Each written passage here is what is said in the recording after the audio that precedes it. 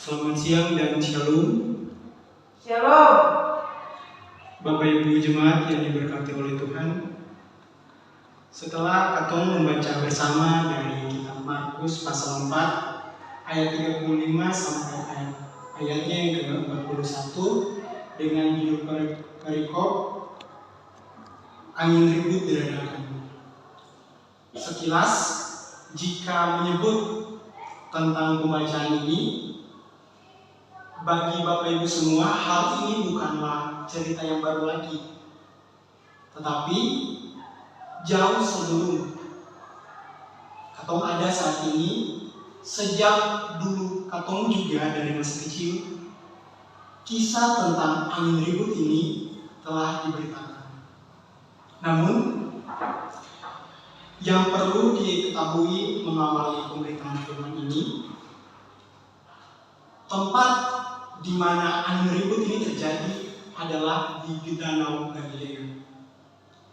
Sebagai pengantar, sekaligus menjadi pengetahuan bersama bahwa Danau Galilea merupakan suatu danau yang bertempat dengan posisi di tengah-tengah gunung-gunung. Bisa dibilang, Danau Galilea berada dikelilingi oleh beberapa gunung. Dalam kondisi dan situasi jika danau ini berada pada tengah-tengah gunung ini, menjadi momentum bahwa badai, taufan ataupun segala bentuk bencana alam itu dapat saja terjadi dalam proses jika melakukan perjalanan di danau itu. Di sini saat Katong baca bersama, pembacaan ini dibuka dengan diberitahukan oleh Markus sendiri bahwa pada saat proses perjalanan para murid dan juga Yesus menyeberangi danau itu, ungkapan atau sampaian pertama yang keluar adalah dari Yesus. Yesus berkata, "Marilah kita bertolak ke seberang." Nah, pada pengawalan ini, Markus mau memberitahu Katong semua bahwa dalam proses penyeberangan di Danau Galilea itu, Yesus memiliki posisi sebagai seorang yang menyuarakan, berinisiatif duluan, menggerakkan para murid-murid dan juga dirinya untuk melakukan penyeberangan. Bisa dikata, otoritas saat itu dalam kondisi itu adalah ada pada tangan Yesus sendiri. Yesus menjadi satu-satunya orang yang memiliki power, memiliki kuasa, kendali atas situasi dan kondisi saat itu. Ajakan dari kata marilah menunjukkan bahwa Yesus memiliki kebijakan. Yesus mengambil alih situasi saat itu. Namun, jika kita baca lagi, tepatnya pada ayat 36, di situ disampaikan jika mereka dalam hal ini murid-murid Yesus membawa Yesus menyeberangi danau itu. Kata mereka membawa Yesus mau menjelaskan bahwa sudah bukan lagi Yesus yang memegang atau yang memiliki otoritas dalam proses perjalanan itu, melainkan justru para murid-murid Yesuslah yang punya kendali atas proses penyeberangan. Nah, menggarisbawahi jika bukan lagi Yesus tetapi para murid yang melakukan proses perjalanan itu, yang memegang kendali proses itu, maka mari kita renungkan bersama. Apa maksudnya jika seorang guru, Yesus yang dipandang sebagai guru dalam perkumpulan mereka itu, dilihat tidak lagi memiliki kuasa dalam proses perjalanan, tetapi ada fakta menarik yang bisa kita ketahui dari sini. Bukan soal Yesus adalah seorang guru, bukan soal Yesus sebagai seorang pemimpin, tetapi lebih kepada siapa yang punya kekuatan, yang punya pengetahuan untuk terlaksananya proses penyeberangan itu. Dari sinilah kita tahu bahwa para murid Yesus ini adalah para nelayan yang dulunya sering mencari ikan dan juga sudah terbiasa dengan situasi laut ataupun danau yang menjadi kemungkinan bahwa proses penyeberangan ini tidak boleh dilakukan lagi, sebab mereka yang adalah ahli ini telah memiliki kemampuan yang menjaminkan keselamatan pada saat proses penyeberangan. Nah, perenungan ini Katong coba maknai.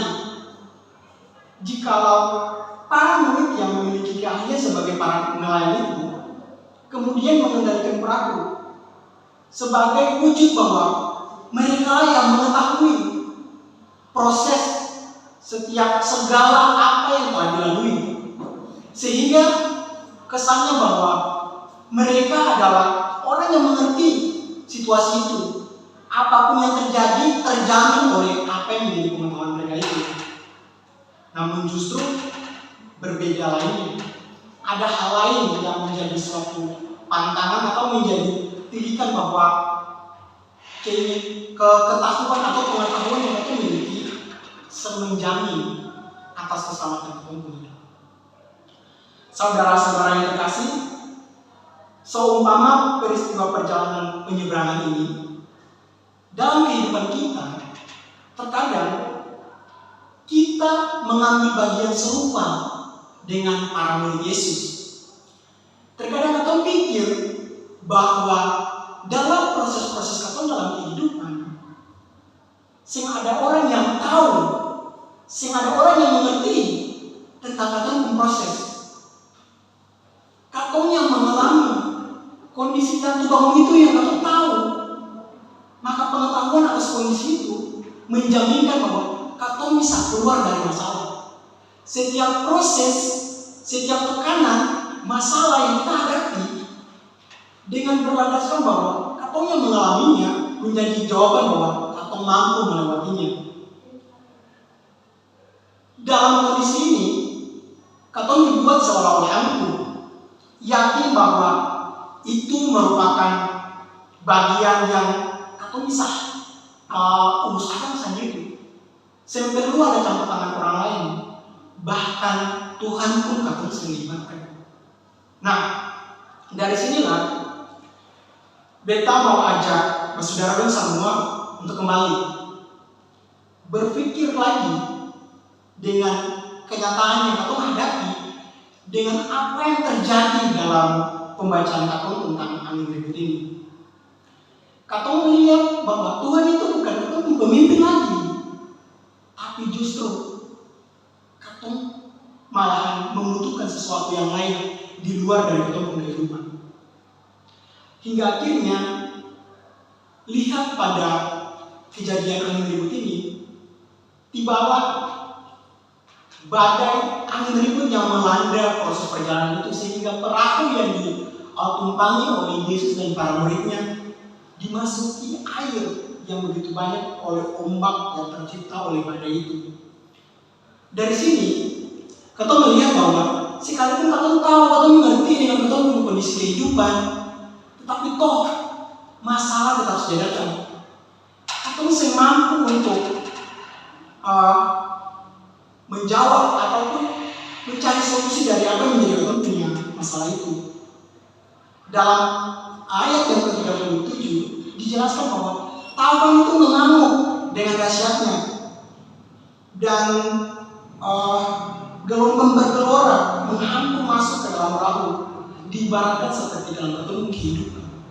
Ada masalah yang katong lalui, namun katong sadari juga ada masalah lain yang masuk. Dari sinilah ayat yang ke-38 menjelaskan tentang kondisi ini. Jika katong sibuk dengan katong keadaan, katong sibuk dan melupakan Tuhan, disitulah Tuhan tidak bekerja. yang harus kita ketahui. Tuhan tidak lagi ada bersama-sama dengan ketemu. Tergambar dalam ayat yang ke-38 bahwa Yesus tertidur dan kemudian dibangunkan. Nah, disinilah poin yang harus kita lihat bersama. Jika katong sing lagi menyertakan Yesus dalam katong proses kehidupan, ingatlah bahwa penyertaan Yesus itu yang katong butuhkan.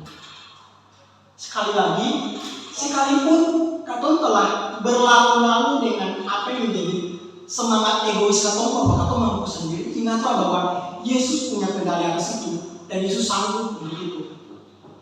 Maka menghubungi Yesus, memanggil Yesus adalah satu-satunya jalan yang tepat, dan itu dipraktikkan oleh para murid Yesus. Mereka membangunkan Yesus saat itu. Seketika ketika Yesus dibangunkan, ayat 40 menyatakan bahwa Yesus pun bertanya, mengapa kalian takut? Mengapa kalian tidak percaya? Nah, kita kembali disadarkan kembali bahwa atas dasar kepercayaan diri kita, keangkuhan kita saat melewati proses-proses kehidupan, kita selalu sadar dan yakin bahwa semua ada Tuhan lain. Tuhan sempurna di katong lain. Tapi justru sekalipun katong sering menghubungi Tuhan, katong sering panggil Tuhan, katong sering sertakan Tuhan dalam proses, tetap Tuhan tetap ada bersama dengan katong. Disitulah catatan penting yang bisa katong ingat, bahwa Tuhan tetap ada walaupun katong sering datang untuk Tuhan. Nah, sedangkan pada ayat yang 41 dijelaskan bahwa para murid Yesus menjadi takjub atas apa yang Yesus berbuat, di mana dijelaskan bahwa Yesus meredakan badai itu.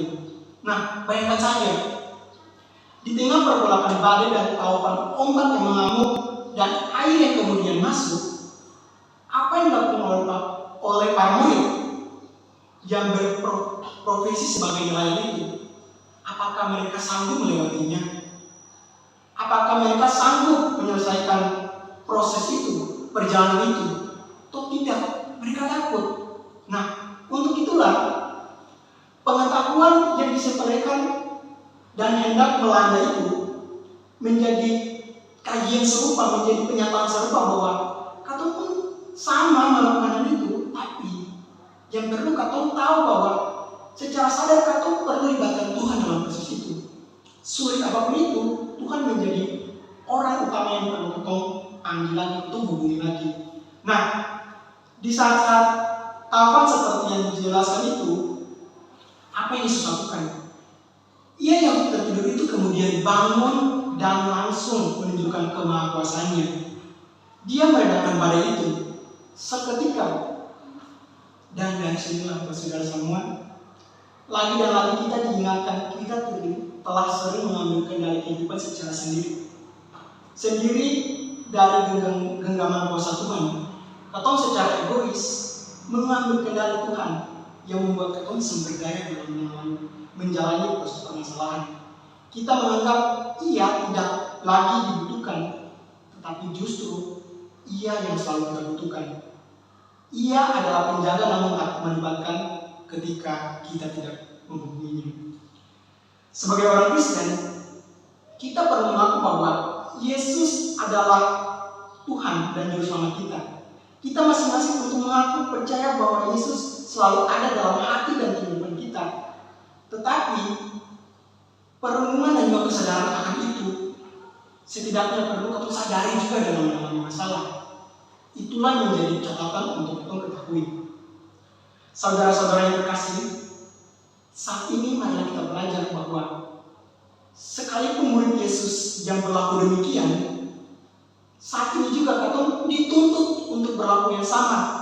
Berlaku bukan menjadi egois, berlaku bukan menjadi tangguh atau pengetahuan kita, tetapi justru kepada bagaimana kita sadar dan mulai mau berjuang melangkah bersama-sama dengan Yesus. Tuhan Yesus itu sungguh baik dan murah hati. Dilihat ketika murid-murid membangunkan dia dan dia langsung menolong para murid saat itu. Demikian juga dengan kita. Kalau kita hanya membiarkan Yesus tertidur saja, maka saat dilanda badai kita akan ketakutan karena kita tidak sanggup menghadapi badai sendirian. Untuk itu, marilah dan sekalipun kita di tengah-tengah masalah, pergumulan hidup masing-masing kita dapat belajar dari murid Yesus itu. Membiarkan Yesus tertidur adalah membiarkan kita berada dalam kehidupan masalah itu dan berlarut-larut dalam masalah itu. Begitulah saudara-saudariku, badai dan topan kehidupan kita perlu untuk dibangunkannya seorang Yesus itu. Marilah kita berseru dan panggil Dia lewat doa dan minta tolong. Minta pimpinannya dan biarkanlah Yesus menjadi nakoda atas kehidupan. Percayalah bahwa saat kita bertindak dan meminta tolong, Yesus hadir untuk kita. Semoga Tuhan menyertai kita semua sebagai sang nakoda agung dalam kehidupan dan masa depan.